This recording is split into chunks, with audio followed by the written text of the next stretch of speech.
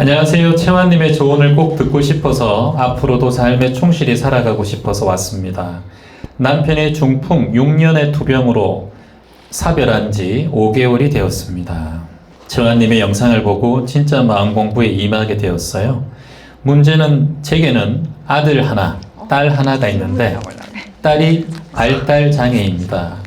지금은 39살이 되었고 작업장에 출퇴근하며 단순 작업 정도는 할 수 있는 상태입니다. 이 딸을 저 혼자 책임지어야 하는 심적 부담이 제일 큽니다. 모든 장애인 엄마가 하는 말이 아이보다 하루만 더 살았으면 하는 말입니다. 아들도 자기 삶을 살아야 할 것 같고 누나를 책임지게 해서도 안 된다는 생각이 듭니다. 채환님, 저 죽기 전에 시설로 보내야 하는 게 맞는 것 같은데 그런 시설도 알아봐야 되고 가까이에는 없습니다. 먼저 간 남편이 딸 생각을 하면 차라리 먼저 간 남편이 더 부러울 정도입니다. 이 마음도 채환 선생님께서는 살아있어서 감사합니다 할 것 같습니다. 늘 영상으로 하루를 시작하고 있는 1인입니다. 남편 중풍 6년 동안 투병하는 거 다 병간호하고 사별한 지 5개월 됐고 39살 발달장애 딸을 키우고 있는 우리 질문자님께 여러분 따뜻한 박수 부탁드립니다. 어디 사세요? 안녕하세요. 오이도에서 왔어요. 어디요? 오이도. 오이도. 오이도에서? 네. 얼마 걸렸어요? 시간은? 1시간 반 정도? 배 타고 오셨어요? 뭐 전철 타고 버스 타고 걸어오고 뭐 다 했어요. 다 했어요. 네. 아, 감사합니다. 처음이시죠, 여기는? 네. 저도 오늘 처음입니다. 언제부터 명상을 들으셨어요? 한 달 약간 넘은 것 같아요. 한 달 약간 넘은 것 같아요. 얼마 안 됐네요. 네. 남편 중풍 6년 동안 병간호하면서 어떻게 이겨내셨어요? 혹시나 뭐 그런 분들도 계실 수 있으니까 마음가짐을 어떻게?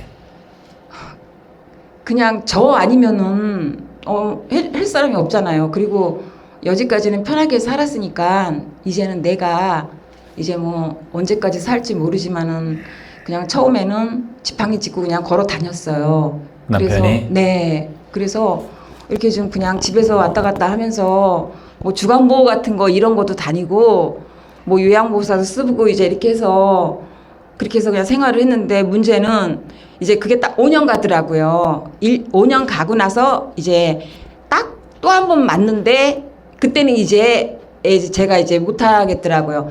이게 화장실이 안 되니까는 제가 할 수가 없어서 병원에 갔는데 병원에서 1년 딱 견디고 나더니 갔어요. 후회 있어요? 그냥 모르겠어요. 그거는 내가 더 잘해줘야 되는데 그랬나 싶기도 하고 근데 그때는 너무 막 케어에 힘이 들고 밥을 해다가 제가 막 날려서 거기서 먹여서 직접 내 반찬으로 내가 해주고 막 이렇게 저 나름대로는 최선을 다한다. 그것이 나의 최선이라 생각하고 또 남편도 그게 낙이에요.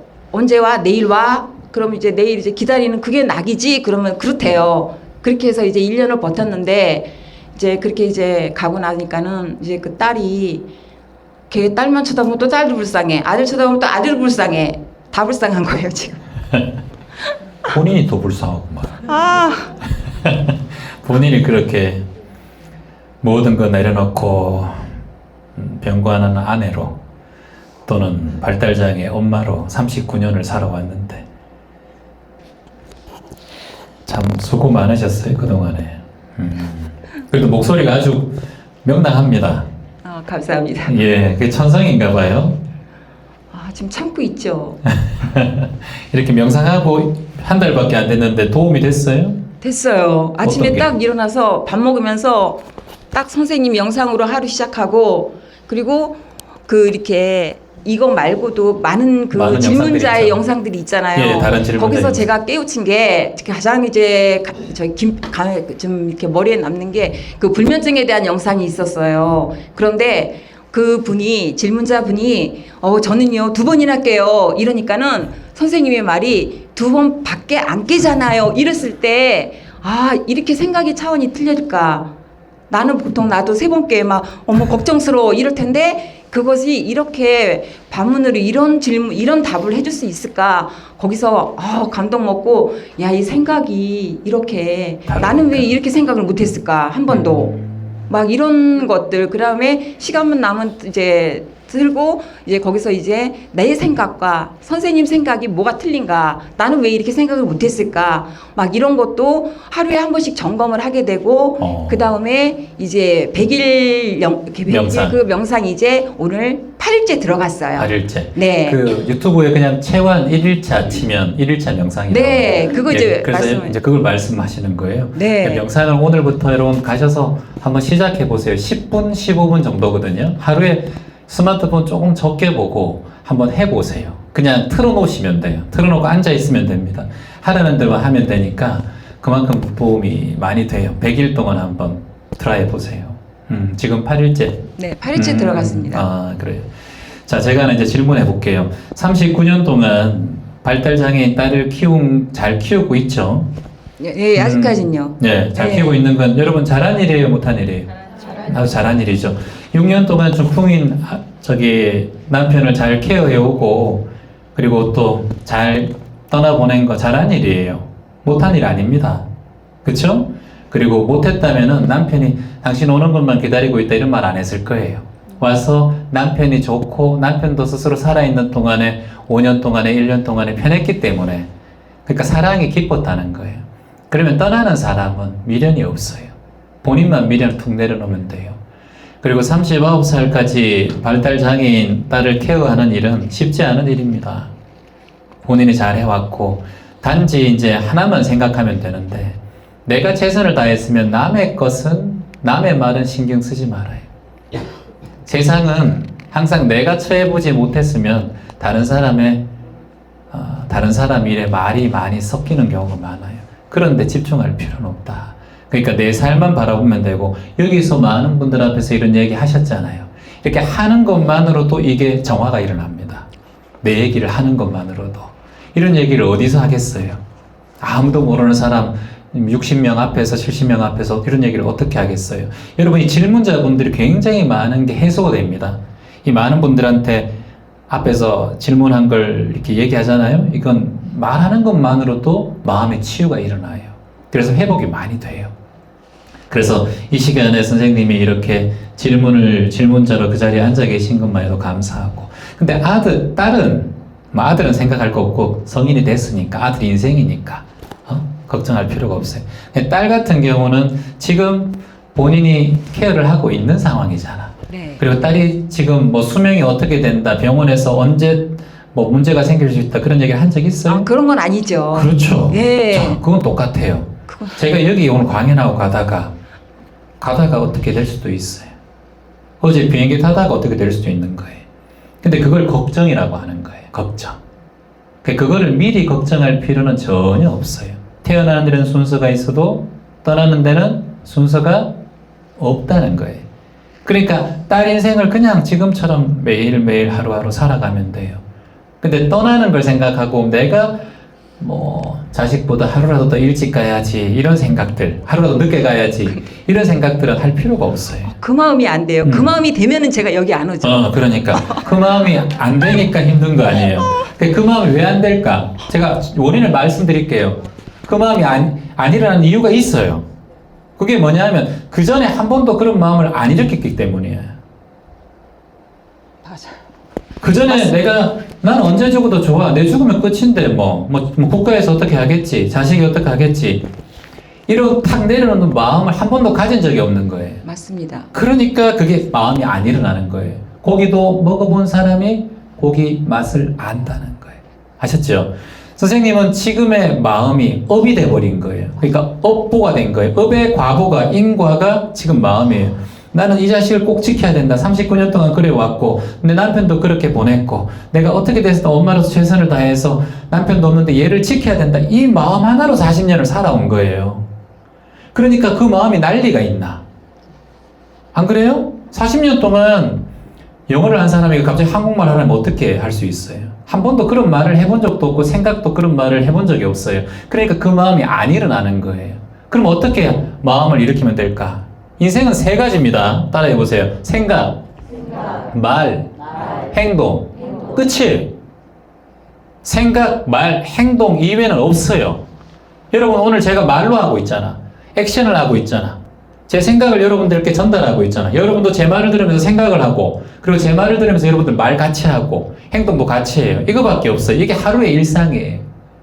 근데 선생님은 생각, 말, 행동을 오롯이 자식, 엄마의 역할, 아내의 역할, 그 안에만 있었다는 거예요. 그걸 해방시키기 위해서 우연찮게 명상을 만난 거예요. 응? 그게 인연인 거예요. 이걸 모르면 평생 그 안에서 머물고 있어요.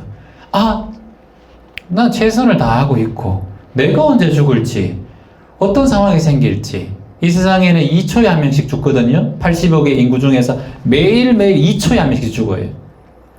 물을 못 마셔서 360만 명이 죽어요. 360만 명이 물 때문에.